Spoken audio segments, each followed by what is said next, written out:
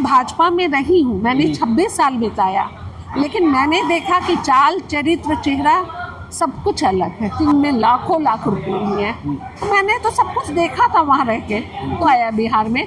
तो आप किसी और मुद्दे से जनता को नहीं बरगला सकते हैं।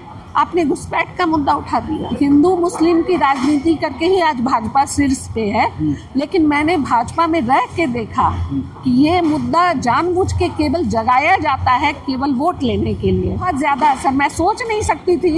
गाँवों में इस चीज़ पे इतना ज़्यादा है। उम्मीद से देख रहे हैं प्रशांत जी को, और भगवान करे प्रशांत जी की सरकार आए और शायद सबों का सपना पूरा हो जो लोग आस लगाए बैठे हैं। तो जैसे जैसे बिहार के चुनाव जो है करीब आते जा रहे हैं, वैसे वैसे सरगर्मियाँ भी तेज होती जा रही है और नेताओं पे कटाज भी शुरू है। हर नेता एक दूसरे पे आरोप लगा रहे हैं। आपको बता दें कि एक जो नेता है उन्होंने प्रशांत किशोर पर आरोप लगाया। तो आज जो प्रशांत किशोर अक्सर कहते रहते हैं कि सारे नेताओं का काला चिट्ठा मेरे पास है, आज उन्होंने 4 नेताओं का काला चिट्ठा खोला।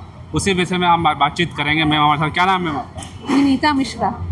मैम जी, क्या कहेंगे जो आज प्रशांत किशोर आखिर क्यों नेताओं के पीछे पड़े हैं? सम्राट जो उप मुख्यमंत्री सम्राट चौधरी उनको खुलासा कर रहे हैं। नहीं, सही कर रहे हैं। अभी तक जो है ना एक आवरण में सारे नेता थे।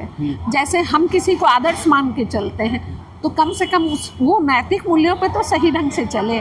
मैं भाजपा में रही हूँ, मैंने 26 साल बिताया, लेकिन मैंने देखा कि चाल चरित्र चेहरा सब कुछ अलग है। क्या वजह रही जो भाजपा में रहने के बाद आज और पार्टी छोड़कर जनस्वराज में आगे हो गई? भाजपा अक्सर हिंदू रक्षा की बात करती है, आप भी हिंदू हैं, आगे ब्राह्मण हैं, तो ब्राह्मणों की तो सरकार मानी जाती है।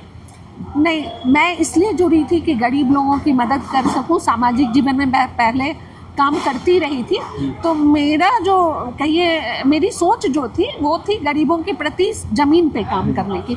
तो मैंने जब देखा मुद्दों पे जाती थी मैं भाजपा में इधर के दिनों में, तो भ्रष्टाचार मेरे लिए भी बहुत बड़ा मुद्दा था, क्योंकि जो लोग मेरे पास बड़ी उम्मीद से आते थे मैं किसी का काम नहीं करवा पाती थी, क्योंकि बिना पैसे के कहीं काम नहीं होता था। तो मुझे बहुत दुख होता था। तो मैंने ये बात अपने ऊपर के लोगों को भाजपा में बोली।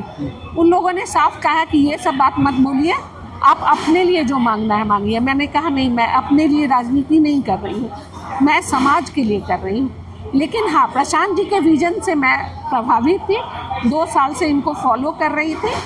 और पहले विकल्प के अभाव में हम लोग कहीं और जाने का सोच नहीं पाते थे, और सही में गरीबों के लिए काम करने को।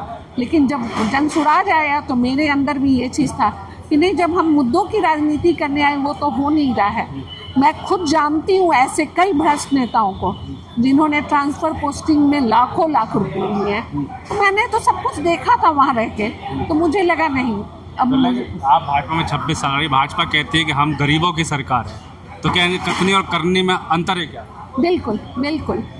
मैं बिहार भाजपा की बात कह रही हूँ। उसमें जो राजद कल्चर के लोग आए मैं सबों को जानती हूँ, उसमें अधिकतर महाभ्रष्ट हैं। लेकिन बस यही बात थी कि मेरा लगाव था उस पर। इनके जो मोदी जी से ये था, उससे पहले अटल जी से मैं प्रभावित थी। लेकिन आज की जो बिहार भाजपा है उसका चाल चलित चेहरा सब कुछ अलग है।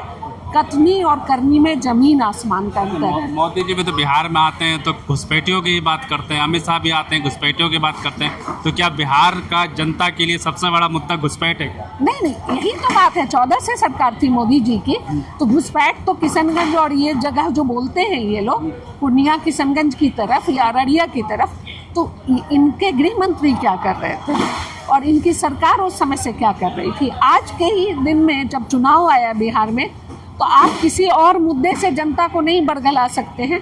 आपने घुसपैठ का मुद्दा उठा दिया, गलत है। एक वोट चोरी का भी चल रहा है, राहुल गांधी ने भी खुलासा किया है। तो क्या जनता में भी है क्या इसका कुछ ऐसा देखा आपने, क्या हो रहा है? जनता का भी आँख खुल रहा है कहीं ना कहीं। अब लोगों का चाल चलित और चेहरा बेनकाब हो रहा है, जनता अब समझने लगी। अच्छा मैडम, एक बात जो अक्सर भारतीय जनता पार्टी की सरकार जब रहती है तो एक हिंदू मुस्लिम की बड़ी बात चलती है, हिंदू खतरे की बात चलती है। आप जनस्वराज में जनस्वराज सभी धार्मिक जाति समुदाय को एक साथ लेकर चलती है। बिल्कुल। लेकिन जब भाजपा सरकार आएगी, ये बात करेगी कि हिंदू खतरे में है, तो क्या जनता फिर हिंदू बचाने के लिए वोट देगी या अपने रोजगार और पलायन रोकने के लिए वोट? नहीं, हिंदू मुस्लिम की राजनीति करके ही आज भाजपा शीर्ष पे है, लेकिन मैंने भाजपा में रह के देखा कि ये मुद्दा जानबूझ के केवल जगाया जाता है केवल वोट लेने के लिए। सही में अगर जो गलत है, कोई भी जाति धर्म के गलत लोग हैं, आप उसको सजा दीजिए ना, कानून उसके लिए बनाइए। ये केवल जनभावना को उभार कर और वोट लेना ये सही नहीं जन है। स्वराज का क्या बड़ा मुद्दा है जिससे आप जनता के बीच जा रही हैं, जिसे जनता को बताना चाहिए कि हम ये करें? पलायन और रोजगार, खासकर युवाओं में, मेरे लिए तो यही सबसे बड़ा मुद्दा लग रहा है, जो आम जन जन का मुद्दा है। और गरीबों के लिए भ्रष्टाचार मुक्त सरकार। तो जमीन पर असर है इस बातों का, या हवा? बहुत ज़्यादा, बहुत ज़्यादा, बहुत ज़्यादा असर। मैं सोच नहीं सकती थी गाँवों में इस चीज़ पे इतना ज़्यादा है। उम्मीद से देख रहे हैं प्रशांत जी को, और भगवान करे प्रशांत जी की सरकार आए और शायद सबों का सपना पूरा हो, जो लोग आस लगाए बैठे हैं। लेकिन बात ये जो करें, महिलाएं जो हैं नीतीश कुमार सरकार में कहते हैं कि जय जय कर रही है, अब 10,000 भी दे रहे हैं, तो क्या इससे खुश नहीं होंगे आप?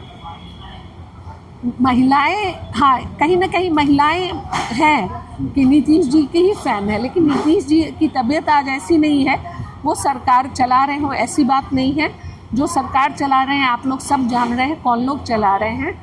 तो महिलाओं के बीच तो हम लोग के जाने का दायित्व रहेगा, हम लोग जाएंगे और उन्हें कन्विंस करेंगे। पुरुष वर्ग में तो मैक्सिमम जन स्वराज के पक्ष में है।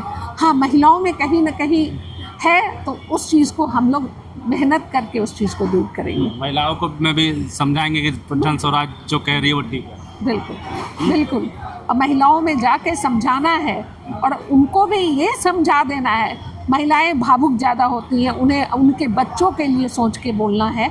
बस वो अपने बच्चों का मुंह देखेंगी तो वो जन स्वराज को वोट देंगी। मतलब जैसे प्रशांत किशोर भी कहते हैं कि कुछ मत देखिए, अपने बच्चों के लिए वोट करिए। बिल्कुल बिल्कुल, बच्चों का मुंह देखेंगी, निश्चित है महिलाएं भी आएंगी।